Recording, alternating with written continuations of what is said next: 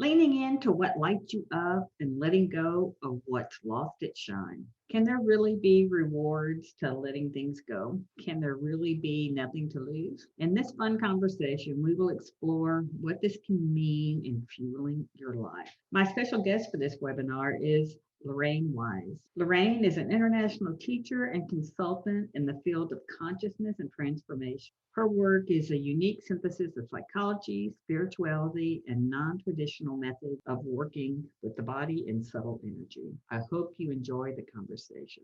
Recently, Lorraine and I were having a conversation, and we were looking at just in this conversation how, whether it was us individually or our clients or the people we were just around, that were really looking at uh, just not doing things they've been known to do and had done, and we're looking in the direction of doing things that were interesting to them now. So the topic kind of came up about, well, let's have a conversation about that. And it showed up in a way of navigating those times where you really want to lean into what's new coming into your life, and what do you do with the things that you're known for, or the things that you don't really have any juice for anymore. So as Lorraine and I were talking about that, I said, God, would you come and have a conversation with that, because it seems to be showing up for a lot of people. And so as Lorraine and I were talking too, we kind of noticed about how COVID has kind of been a reset for a whole lot of people, and given people the opportunity to step back or sit down or questioning what they're doing. So, Lorraine, would you kind of, share what you've been seeing as either COVID as a reset, or as in why this topic is, I don't know, why it seems to be up on the dashboard of so many people these days. Sure. Um, yeah, I think when you look at the amount of people that don't want to go back to work or haven't gone back to work, it's interesting. And it's been that for me in a way too. So I think one of the things that COVID may have done is put people in touch with the fragility and unknown quantities that happen in life, or just the how life can be very unknown. And I think a lot of people, myself included, when I took a break, I had been seeing people out here, obviously traveling, and when that stopped almost 2 years ago, I had an opportunity to look at how hard I'd been working, and the fact that when I was working as much as I had been, I didn't have a whole lot of energy for a lot of things that I really love to do and have loved to do all my life. I didn't really stop doing them, but they weren't a main focus. And I think when the opportunity to stop and really look at what you really love to do, and life is short. I think that's kind of been brought home in many ways, and unknown. And a lot of people are waiting for certain things to happen to really do what they love. And a lot of us have been doing what we've been doing for many, many, many years. And it may just feel like time for a change and to get closer to, I would think, because this is Cherie's podcast, art or things that creativity in some way that really nourishes you on some profoundly deep levels. And how do you have, just how do you do or create the time to have more of that in your life? The things that really feed you, that really nourish you.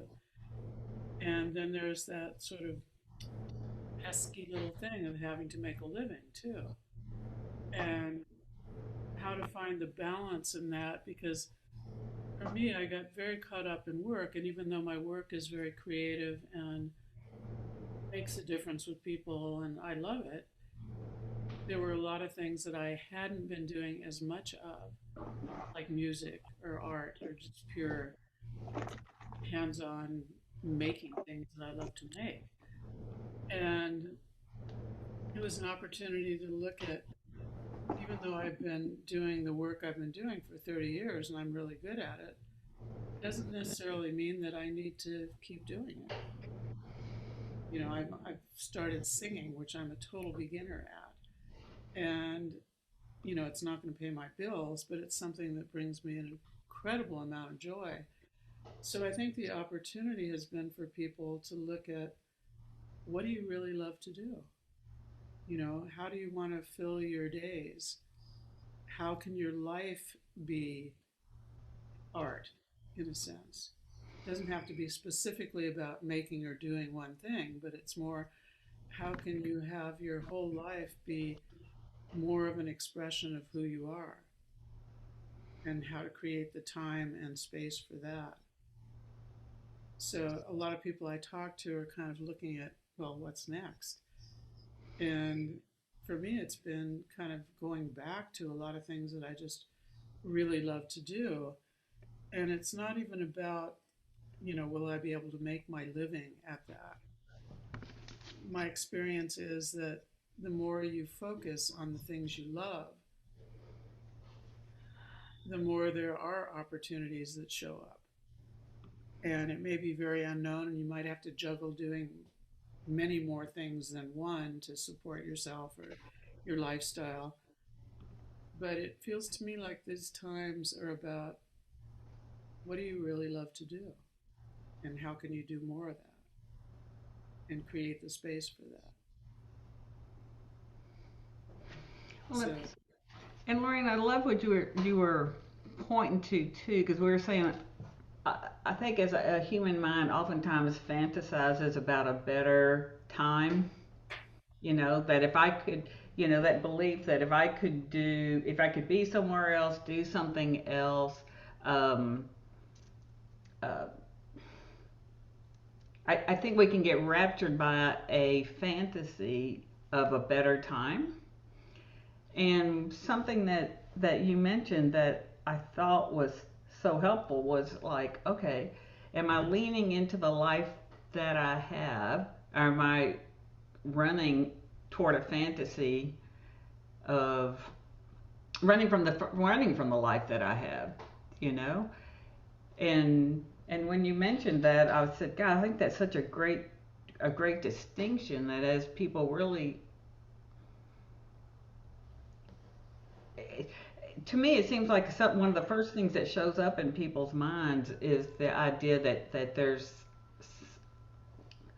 something better than this for a better experience of life, and you can miss a whole lot of, I don't know, I think a whole lot of years can pass living in that mental fantasy of moving that. Would you speak to that a little bit? yeah, I mean, I think we were talking about how it's not about just totally quitting your old life for something new. It's more, with whatever is offered in your life right now, how can you be really present to that and yet maybe shift the focus to spending more time with your art or your creative practices, or bringing that creativity into whatever work you're doing now, even if it's not something that is going to continue far into the future. So it's not about escaping anything. It's more about bringing more of yourself forward, in the sense of, again, kind of back to your life is the art form.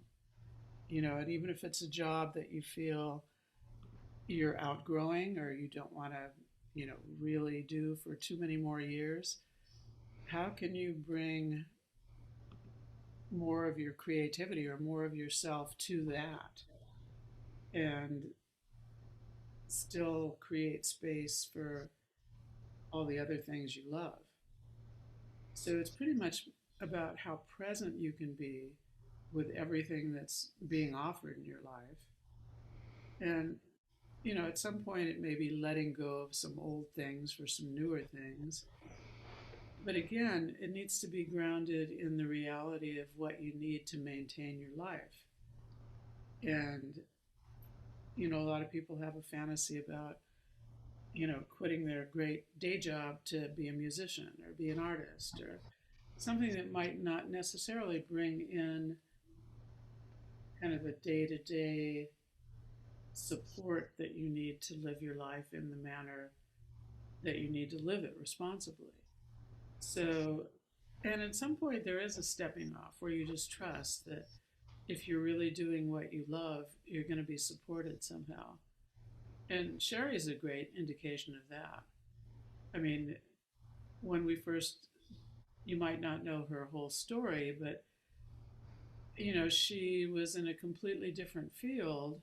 Do they know your story? Probably some do, some don't. I don't know. But she's one of, I think of her as a great success story because, a lot of the times there's risk involved in stepping into something else and just pursuing what you love. And a lot of times there's not money involved. And she volunteered her time doing a lot of creative work and not getting paid for it for a long time. Not a long time, but just doing what she loved and following that path. And eventually, she ended up teaching rather than assisting and doing her own courses. And, but it didn't happen immediately.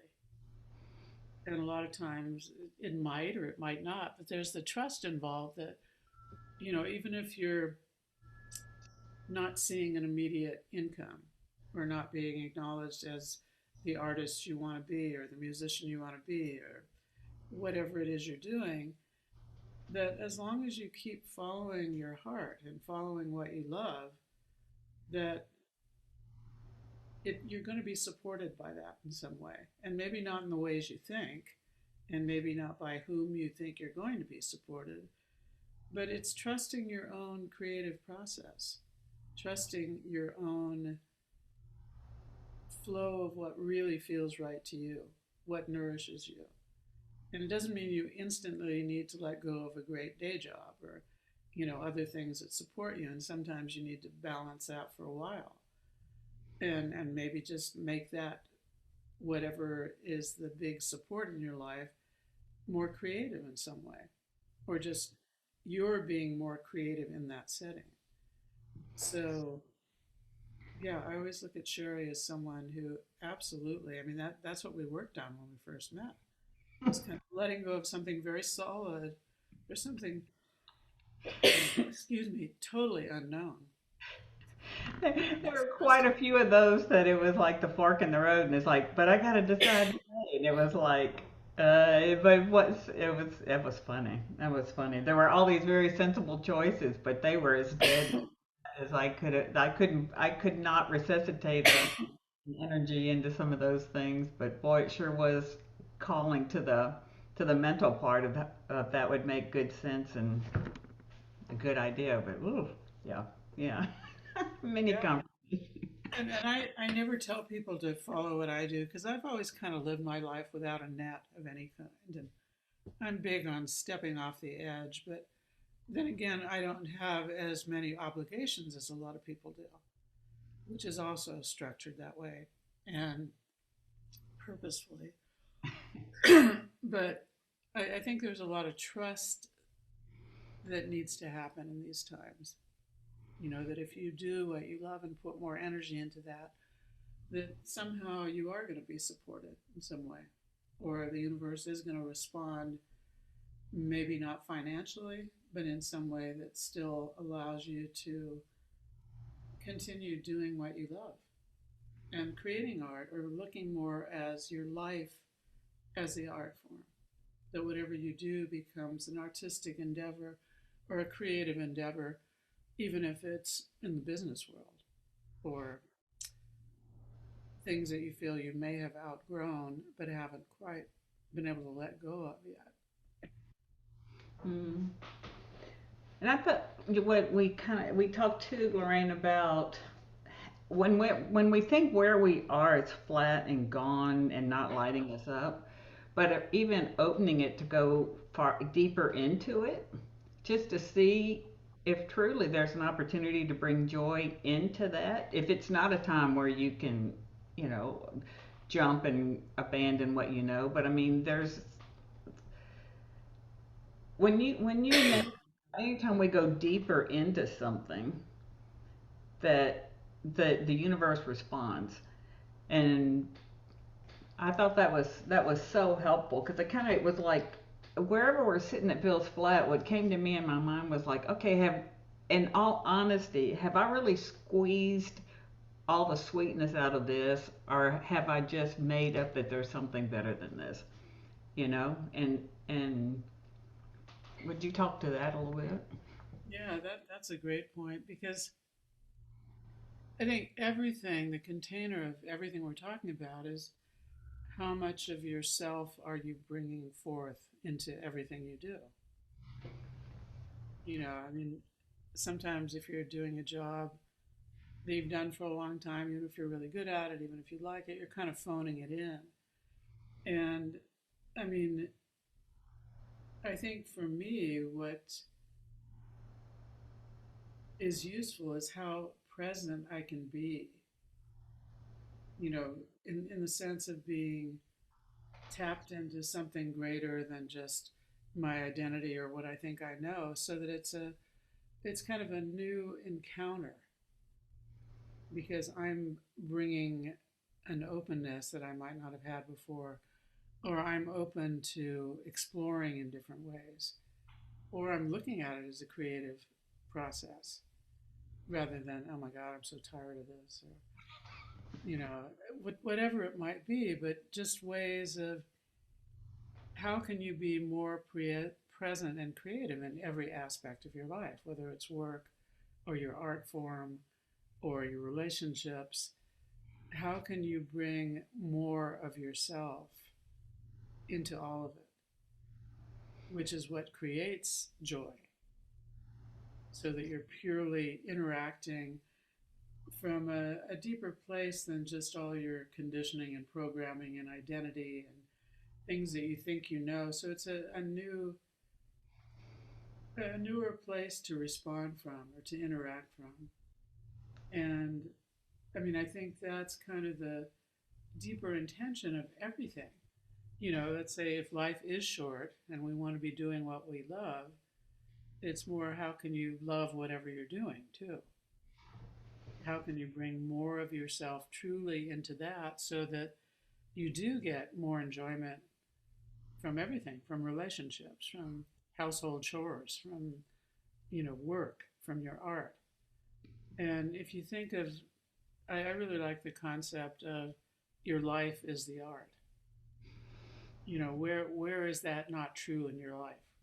Where aren't you living into your creativity in situations that you might feel tired of or ready to quit?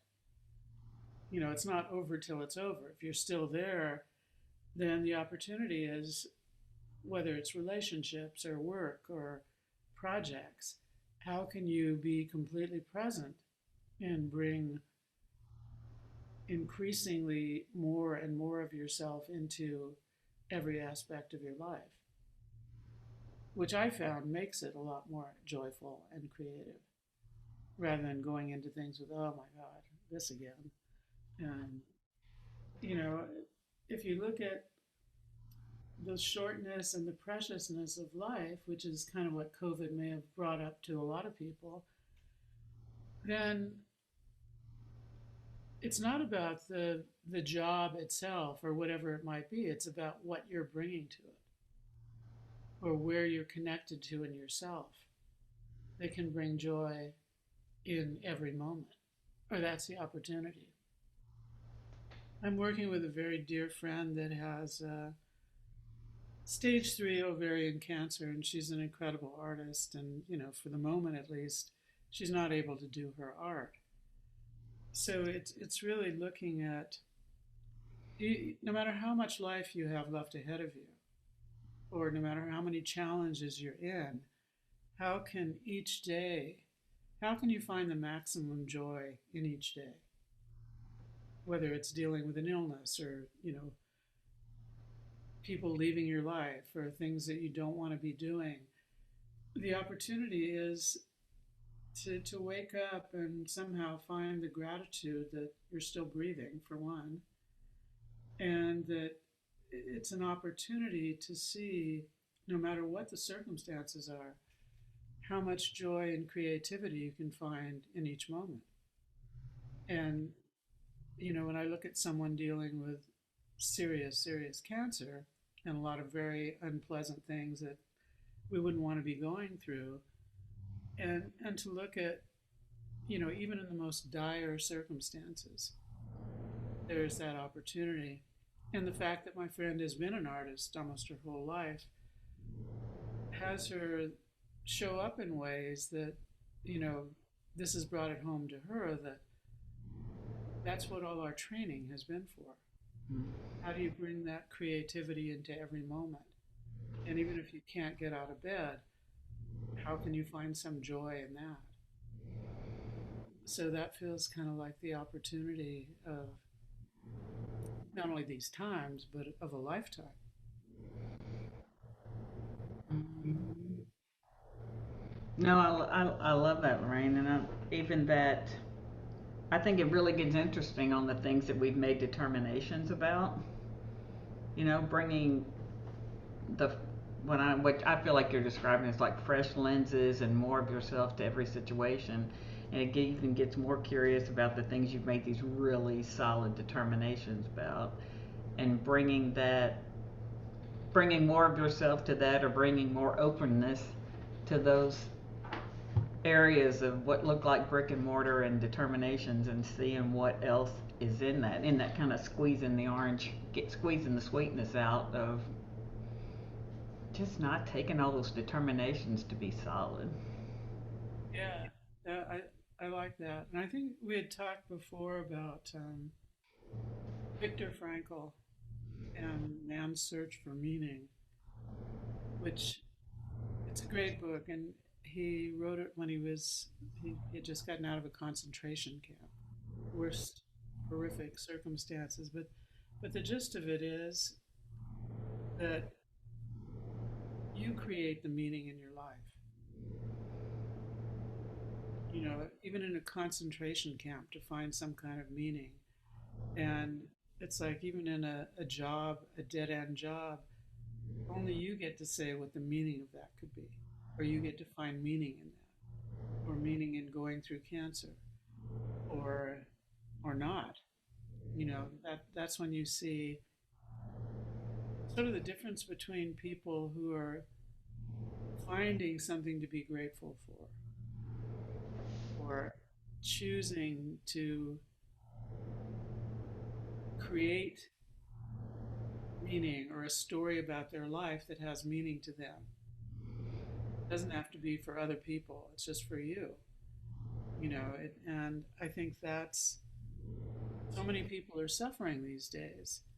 And I have true compassion for that.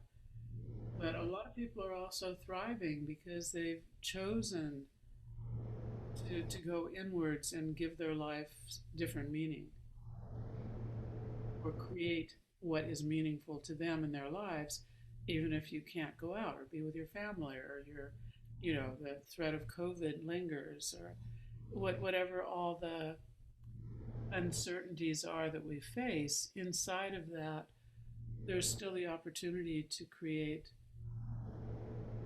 things that are meaningful to you, things that create joy, things that foster your creativity. And it is a different lens, like Cherie said. It's a different conversation. It's You're making up your own stories. So it may be time to make up some that have a little more joy or a little more possibility. Because there's a collective conversation that can be pretty depressing right now. Do you want to be part of that, or do you want to create your own meaning? and be part of a healing rather than part of the problem or the complaining or the suffering. And not to negate anyone's suffering. Some people really believe their stories, and for some people, it really is hard and challenging.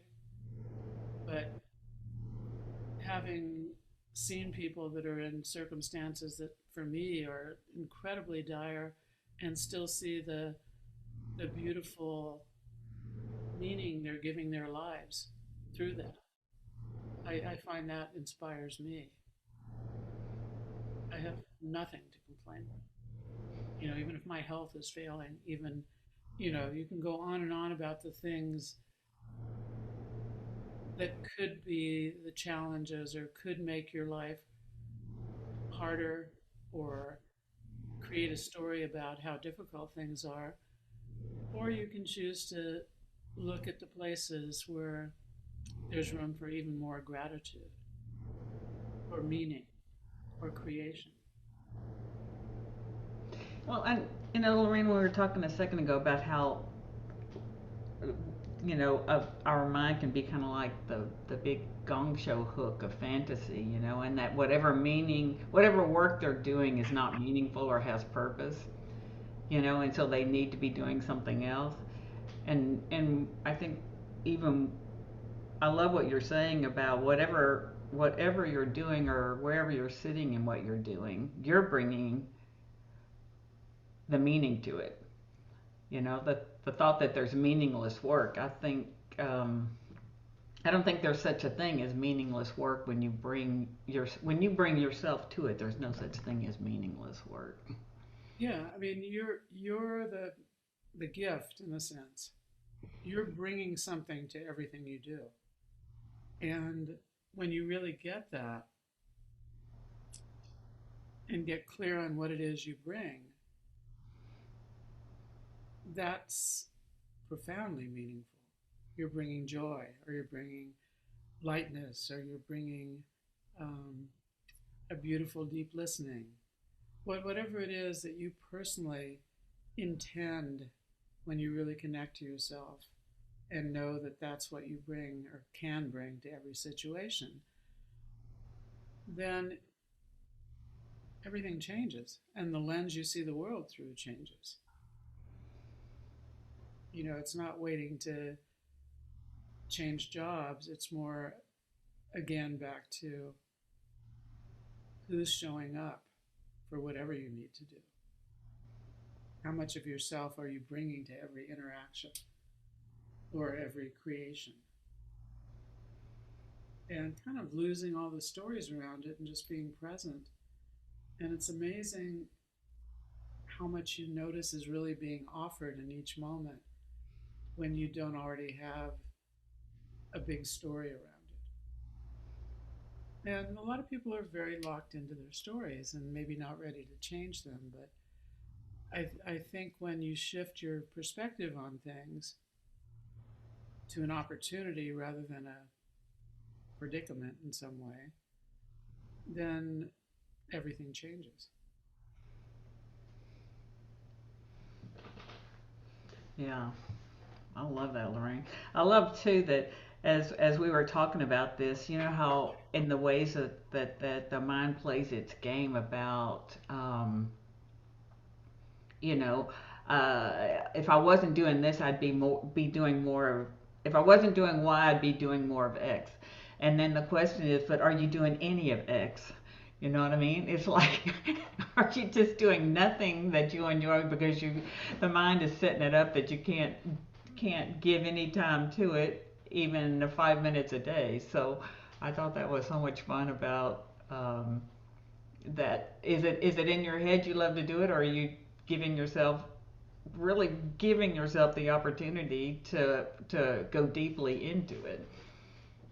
Yeah, and I think that's, it doesn't have to be you're devoting your whole day to whatever it is, but you have to start somewhere. 10 minutes a day or 10 minutes for yourself to be silent, or, you know, spending time with your art or with whatever the practices are. And just intending to do more of that. And that's pretty powerful, I find. And, there's some things I'm not that disciplined at. And I think it's good not to beat yourself up for, oh my God, I should be doing more of this. And it's more looking at ways to find more joy in your life. And it might be doing things that you've never done before. You're learning something new. So are we on track with this? Should we take some questions, or do you have? Yeah, I think that's a perfect time because um, I don't know. I just think you've addressed so much of the human condition. I think it'd be great to hear what's on people's minds if you have a question. If you have one, just raise your hand or Sandy. I suddenly I have a helper. I'm two things. A guy that left corporate, but I was in a position to retire, which is lovely and comfortably and all that.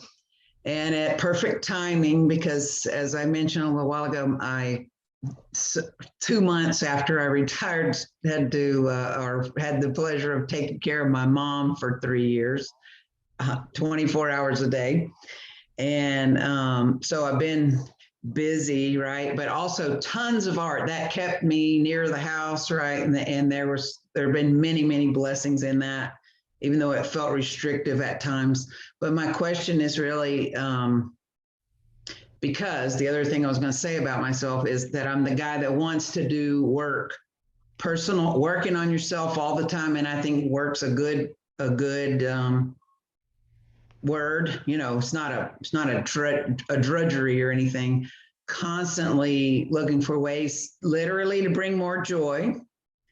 But so it's like we're talking about being present, and Cherie saying, have I squeezed all the joy out of this sort of situation? And what I like to do, and I wondered if you have any favorites, or if it's really per person or whatever, or personal favorites of ways to look at it. If I'm disappointed, I like to do a simple thing like, where do I disappoint? Or if this feels really flat, then how am I not showing up in that particular relationship or circumstance or job? One of my teachers says, if you don't like your job, you have somebody else's job. Somebody wants that, get real, right? And as whether it's life or job or relationships, as you said, not to beat yourself up, but just to see how, what kind of a self-examination do you suggest? And I'm into just brutal, frank questions, but maybe there's something more subtle. And I 100% agree that intention is paramount. But I really, really, like, I use tapping to become more neutral. Admit and own that you are angry or sad or stressed, and understand that those are choking off the joy, and address them one at a time. I don't know. Do you like that kind of grab it by the horns? Oh, and Cindy, to distill what you just said into like a question. Where's the meatiest part? Tell me what's really the bottom line meaty part of your question. A practice for self-examination to move forward, to bring more joy in. To, like, because I believe, and maybe we don't share this, if we're not experiencing the joy that we want, it's because we've blocked it in some way, either by simply not, talking one story, saying I love art, and not walking out and but I have to wait until I have a studio and this and all these supplies before I do anything. We make up the reason. Yeah. Well, those are all mental conversations, right? Yeah. And I mean, I believe in just very simple practices. And the main practice is the practice of being present with yourself. like just tuning in and sorry, um, dropping into your body and getting the sense, does this feel good? Does this feel right? And it's more an ongoing life practice of really being present with yourself in a very connected way where you're feeling, you can feel yourself tighten when something isn't right, right? When Yep. something feels good, you're relaxed. So for me, and this is, kind of the core of my work and has been forever. And how do you connect more deeply with yourself so that it's not a mental story about what you should be doing versus shouldn't be doing, but it's more like to be able to take a breath, and it's that simple. I know people like a lot of to-dos, but it's more like if in this moment you were to take a breath, just take a breath, you personally, take a breath and feel yourself relax into your belly. You get a sense of this either feels good or it doesn't feel. And plus, the more you settle into your body, the more you're not in your head trying to figure things out. I think there's some kind of somebody's sound is on. But I think keep the practices really simple. Whatever feels good, do more of it. Whatever doesn't feel good, and even tapping helps you connect. It's the same thing. You're connecting with what feels right to you, no matter what the stories in your head are telling you. So it's, whatever brings you closer to that feeling of relaxed, open, loving, joyful, do more of that. Whatever takes you away, do less or eliminate it. It doesn't Thank take you. a lot of analyzing. And it seems like you're already doing it. So Yes. good for you.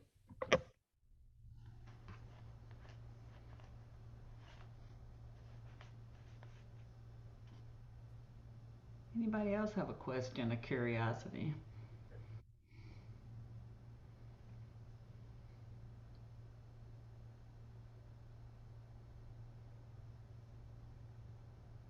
Yep. Janet.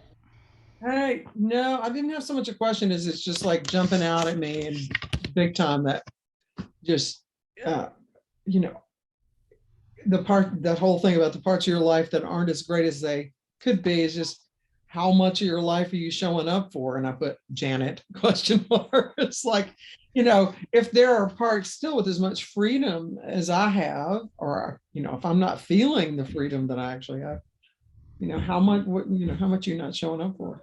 I don't know. And there's just, that seems like a real like light up billboard question for me. I mean, I think there are a lot of things I am enjoying, but to the extent that I put things on hold or put off doing things or whatever, why would I do that? Why not? And so that means obviously I'm not showing up, and I've begun to see some habits. I mean, going back to just your email the other day describing this session about habits made me suddenly stop and write some things down, because I realized, a lot of it is just habitual. It can be just really stupid little literal habits that I have that are keeping me from showing up. So that's something I'm really glad you're both doing this talk today. That's really all I had to say. That's beautiful. That's kind of the gist of it. I mean, I realize for me, it's like some of my family members can be challenging. They're totally different sets of philosophy, and so my question is, how much can I enjoy these people? Instead of judging them or finding ways that we're separate, it's like how much joy can I actually get just from being around them? And it sort of means suspending ways that I've looked at things in the past.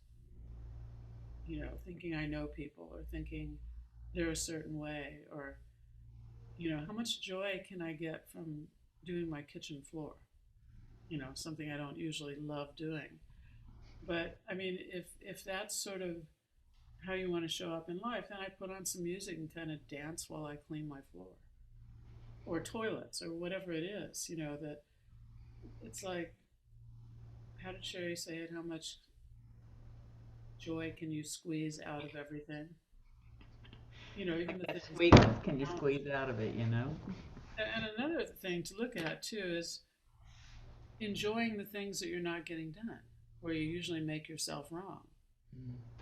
It's like instead of going, oh, I should do this and I should do that and I should do this, like, yay, I didn't do that, or whatever. It's kind of being with how things are in a way that brings more peace, which is a entry point to joy, and you're not making yourself wrong for anything. You're actually enjoying that you procrastinate. Doesn't mean you're going to keep doing it. You just become aware of it and, you know, don't suffer from it. You're either going to do what you said you're going to do or you're not. And I don't even know how in control we are of all of that. That's a whole other conversation. But it's almost like to give yourself permission to just be the way you're being, and then have an intention that you're going to show up differently or not.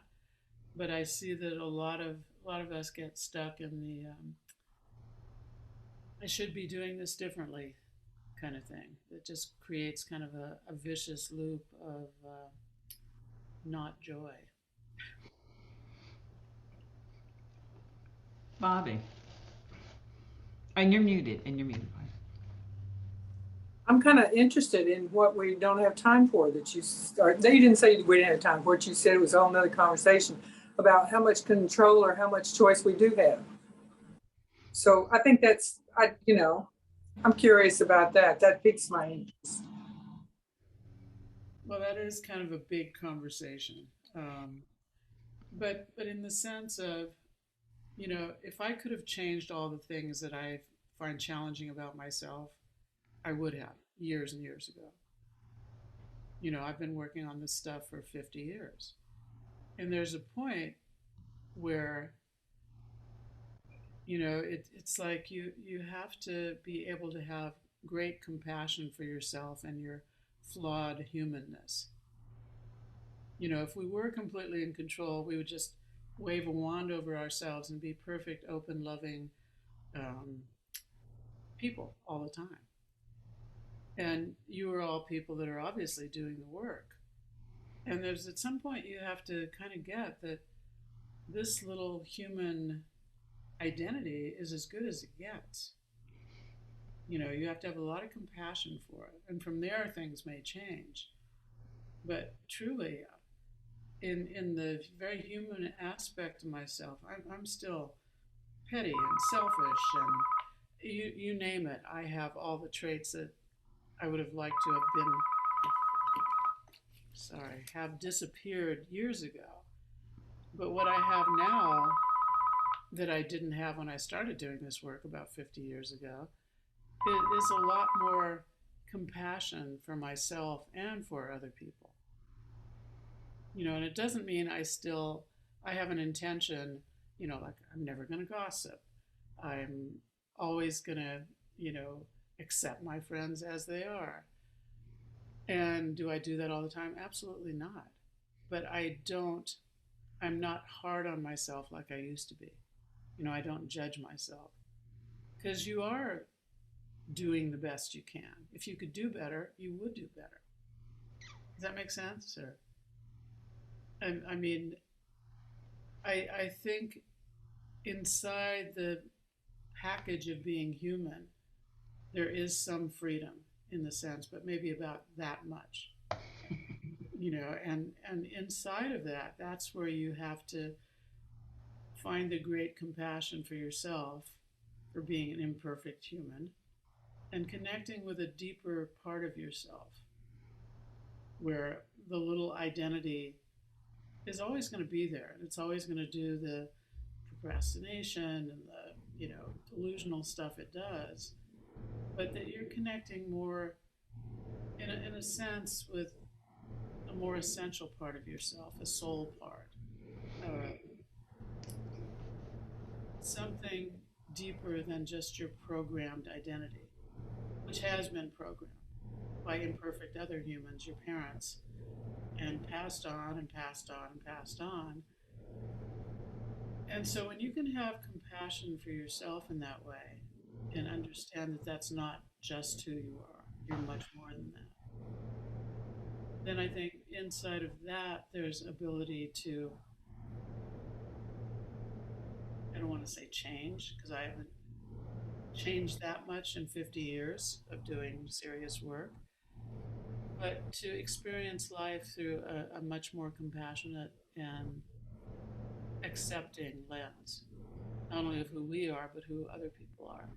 And then there's freedom in that because you're not spending so much time trying to be different than who you are. Does that make sense?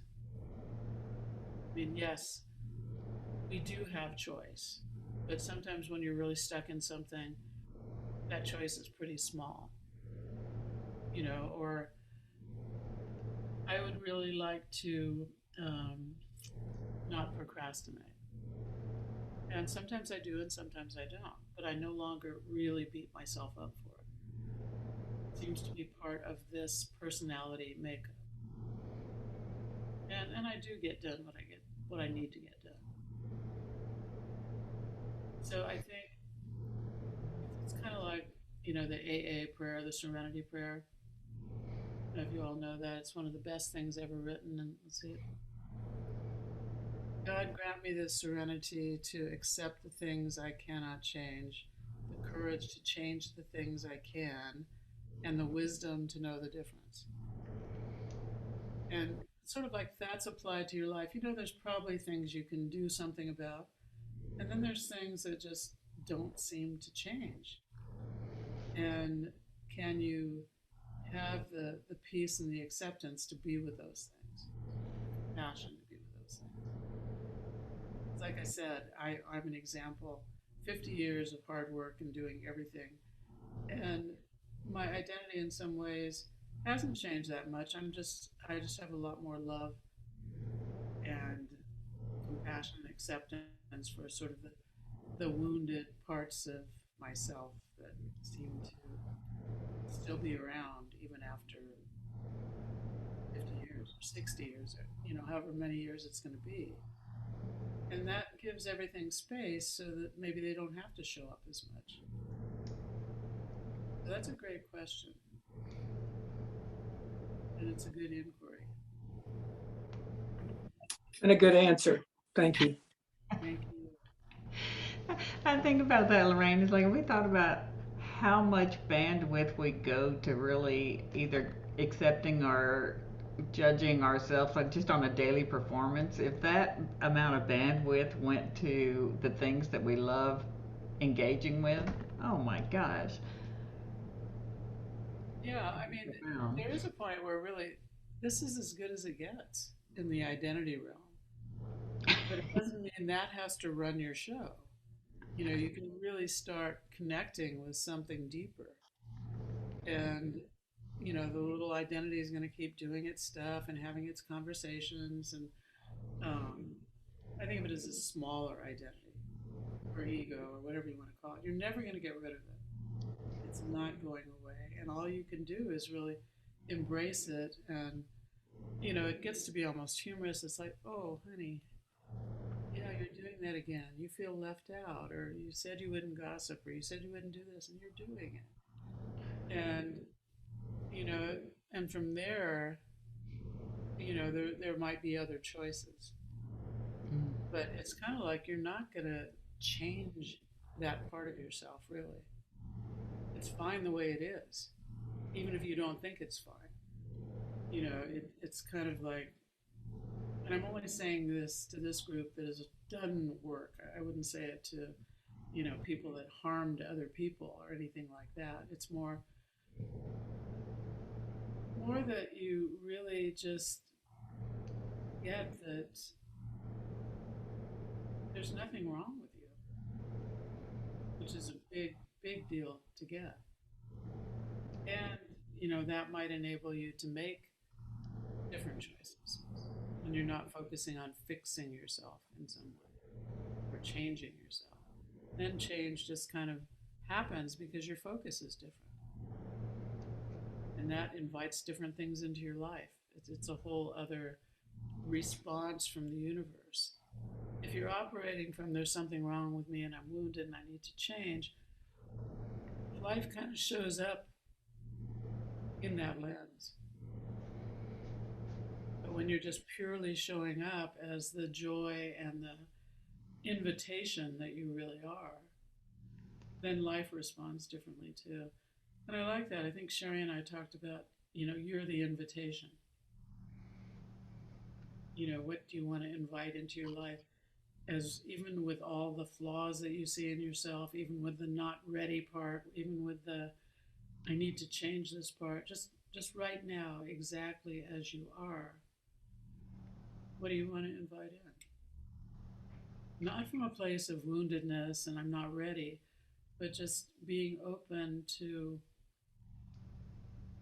being able to put out more of your true nature, being able to live life from a deeper connection to your true self, not just your identity or your wounds or your programming. And then it seems like different things get offered, or you're at least aware that different things are being offered.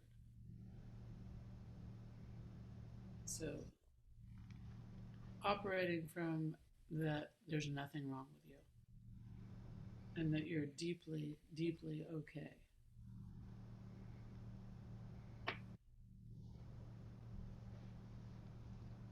I love that. And rejoicing in what you didn't get done today. I love both of those. You're deeply okay and rejoice in what you didn't get done. Well, it is being in profound acceptance of it. To do that. What do I want to do in this moment? Because this whole time has been a reset for a lot of people. But I actually believe every moment is a reset. Every moment can be a new beginning. And especially if you're intending to live your life with more presence, with more being present. No matter how much you feel you didn't get done or screwed up or weren't present in the moment before this one breath and you're back connected to yourself and you're present and going, okay, what now? Now. There's only now. And if you spend too much time with even a moment ago, then you're not being present to the possibility of this moment, which is a reset. And I think, in the context of the big reset of, either retirement or not doing what you've been doing for the last almost 2 years, then the opportunity is to, every moment look at, okay, what do I want to do now? What feels right now? What I wanted to do yesterday might not feel like what I want to do today.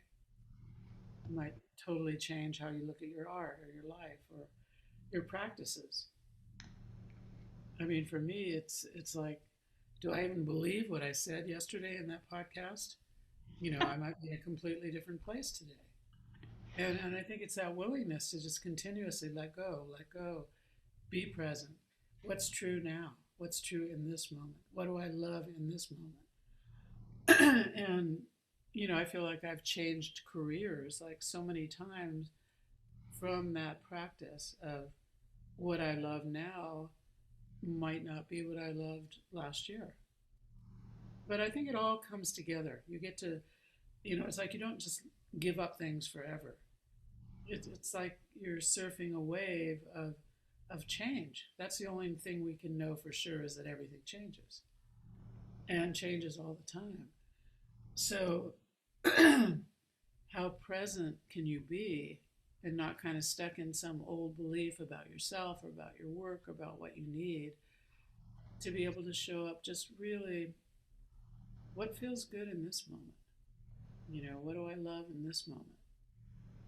I started singing during COVID. I've been a musician most of my life, but I never sang. was very inhibited. And now I'd say it's what brings the most joy in my life. And I'm not even, I will, it's not about making less of myself, but some people have beautiful, strong voices, and I don't.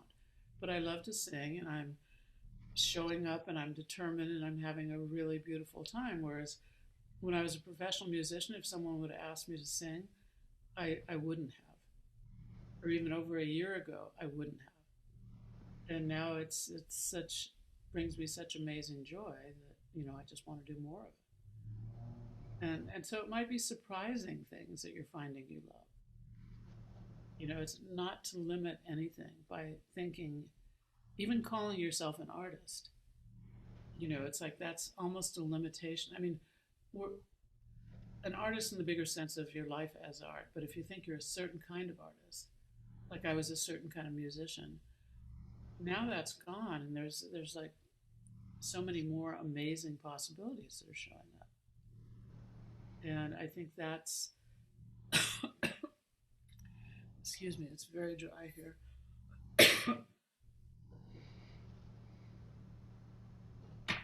That's one of the beautiful things about being present is you're able to see what's actually being offered rather than being in a kind of a place where you have too much intention on one thing and having that happen rather than just being very present and looking at what actually the universe is offering you.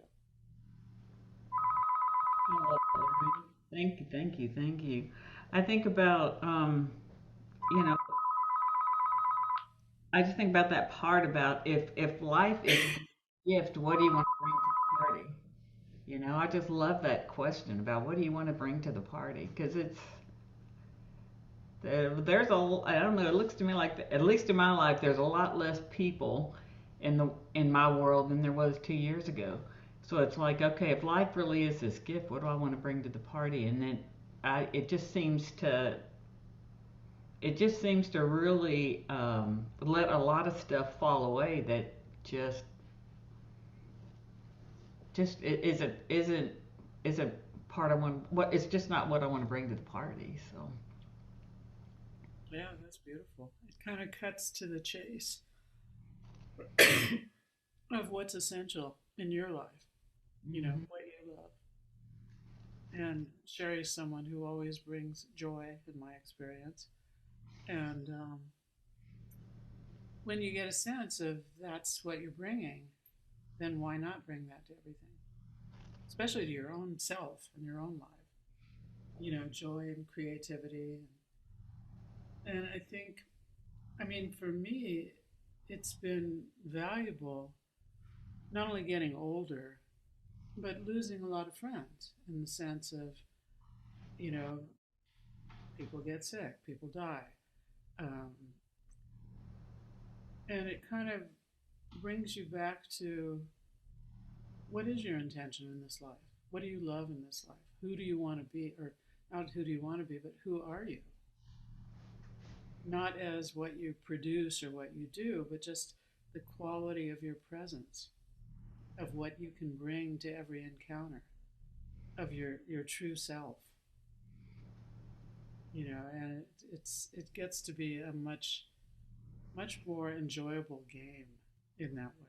You know, what are you bringing to the party, or what's your intention? Because even then, even if my intention is to bring love to every encounter, I don't always do that. You know, and that's again back to the reset and, you know, just a deeper connection and back to your intention in life, which I think the simpler the better, and the more of the essential quality of what that is, then the more joy there is in being able to know you're showing up as that for yourself and for people in your life and for the collective consciousness on the planet where so many people are suffering.